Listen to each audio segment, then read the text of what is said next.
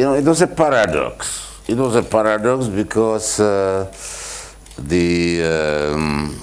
think Lenin said that the most important art of all is movies. Yeah.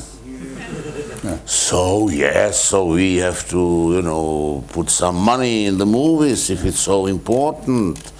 So there was no commercial pressure at all, at all. If you could spend millions, and if the film lost all the money, you were applauded.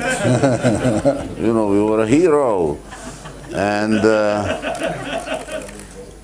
And then came the, you know, waves of when there was a strong ideological pressure that you conform to the official ideology. It was called socialist realism. Nobody knew what it was, but everybody was doing it. I was 10, 11 years old, and my brother, who was 12 years older than I was, he was already 22, 23 years old, and he was a, say, stage designer in a small traveling operetta. And every time this operetta came to a city where I was living at the time, he took me backstage. And I loved it. I was 11 years old. Not even soubrettas and dancers kicked me out of their dressing room. I was too small, you know. And I was fascinated by the smell of makeup and haute cologne and all these costumes and everything, and they were my gods.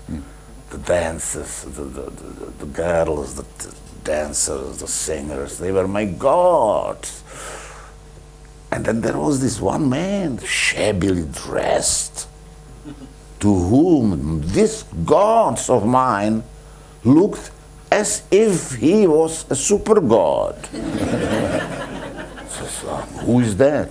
Oh, he's a director. That's something.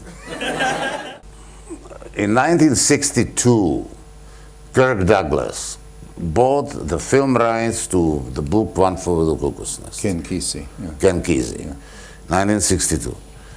Kirk Douglas was the super mega star. To his absolute shock, no studio would give him money to make the movie, because it's about mental illness. Who wants to watch these loonies? Who wants to see this pathetic, sad kind of things? So, but Kirk is a very stubborn man, so he said, I produce it myself, I'll find the money myself. But he had to do it for very little money. And so he needed a director who is not very expensive and who could work. And he was on goodwill tour in communist countries. Thank you. McMurphy, I'm Dr. Spivey. Dr. Spivey, what a pleasure it is to meet you. Sure. Pull up a chair, sit down, let's talk. Sure. Interesting, this is the only scene in the whole film which was improvised. At least half improvised.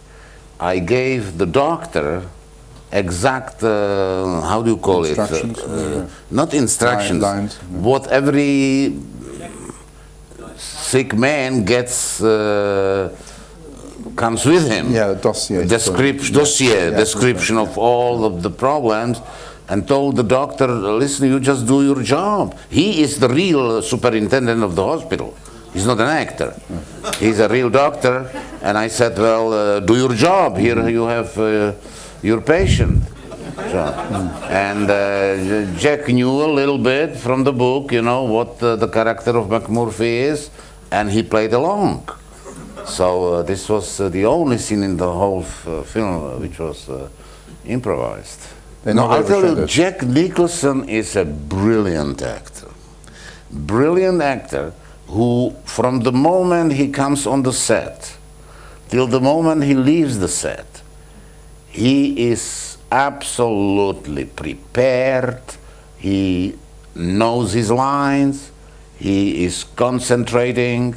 He is very much aware to collaborate with other actors. Wonderfully works with other actors, you know, absolutely.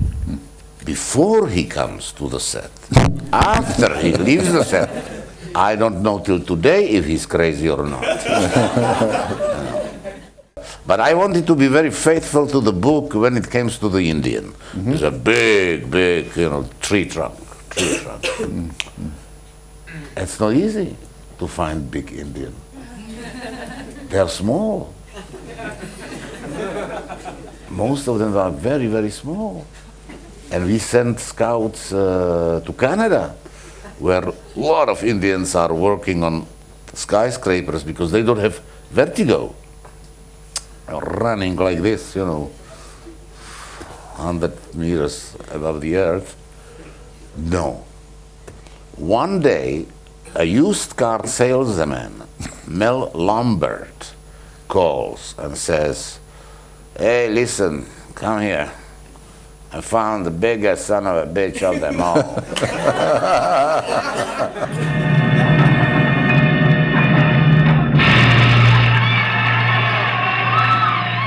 To teach that horse to run through the paper took like 4 or 5 months. So that, you know, that the guy who rides the horse, that the horse lost fear and just went through the paper on the stage. The problem was that since that moment, that horse couldn't go near any wall because he would go right away in the wall. But another little incident happened which really shows you the magic of the movie making. It's really magic. Because we are shooting a scene with to the end of Don Giovanni, where Commodore, the ghost appears, and Don Giovanni, you know, singing to him like that, leaning at the table, it was a big table. And he had a beautiful hat with long peacock feathers, you know. And of course, when we rehearse, as I said, candles are not lit. And nobody noticed that when we rehearsed, that always the end of these peacock feathers are very close, very near one of the candelabra, which, you know, didn't matter, but the candles were not lit. So now let's get ready, okay, to make the story short. Camera, roll it, light the candles, roll the camera, playback, and music starts to, you know, loud, and Don Giovanni is performing in ecstasy and lean at the table. And suddenly, we all are watching, we all are seeing that the feathers caught fire. And slowly the fire was going on. You know, it took long, I don't know, maybe 10 seconds before one, and we had like 50 firemen all around the theater, you know, because that's the theater which is the only theater from the 18th century which still exists in Central Europe. You know, to burn it down would be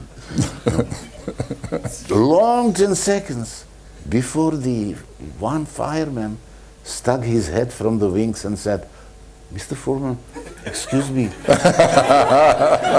would you please stop the camera? One of the actors is on fire."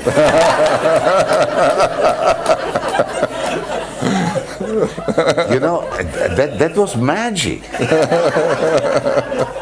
Because once the camera is rolling, the whole world can come to an end. Unless the director says, "Cut!" Let's burn the whole world down. I like easy way to work with actors. First of all, the most important is to choose right. If you choose right, 90% of your work is done.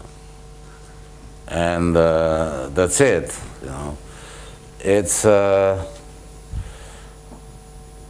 actors are very fragile instruments, and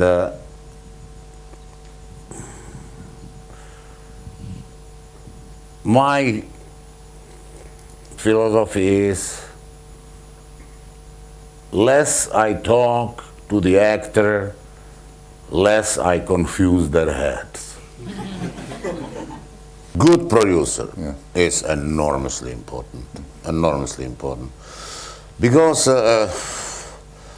it's the trust, mutual trust is base for a good collaboration. I have to believe, if the producer tells me, Miloš, I'm sorry, I don't have money for this, that I know that he would do anything, and he did everything to get the money. And if he says I can't, I have to believe him, and then I am really more than willing to compromise and work on a compromise, Well, Miloš, thank you very much. You are very welcome. Thank you.